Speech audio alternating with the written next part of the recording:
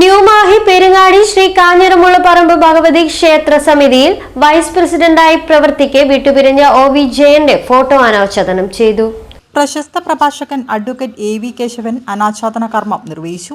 തുടർന്ന് മണ്ഡലകാലത്തെ ആചാരങ്ങളെക്കുറിച്ച് പ്രഭാഷണം നടത്തി. എന്താ ഓർക്കേണ്ടത് എന്ന് ചോദിച്ചാൽ, നമ്മൾ ഇവിടെ ജീവിച്ചുകൊണ്ടേയിരിക്കുന്നു. മരണം അത് സുനിശ്ചിതമാണ്, ഒഴിവാക്കാൻ കഴിയും.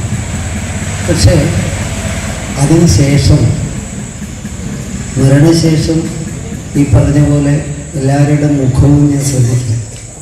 വളരെ വേദനാത്മകമായ രീതിയിൽ മനസ്സിൽ ഒരു വ്യക്തിയെ നമ്മൾ ഓർക്കുന്നുണ്ടെങ്കിൽ ആ ഓർക്കലാണ് അദ്ദേഹത്തിന് കിട്ടുന്ന വിഷ്ണുപദം പോകിയ. ക്ഷേത്രം പ്രസിഡന്റ് ടി.പി. ബാലൻ അധ്യക്ഷത വഹിച്ചു. ക്ഷേത്രം സെക്രട്ടറി പി.കെ. സതീഷ് കുമാർ സ്വാഗതം പറഞ്ഞു. ക്ഷേത്ര ഭാരവാഹികൾ ചടങ്ങിന് നേതൃത്വം നൽകി.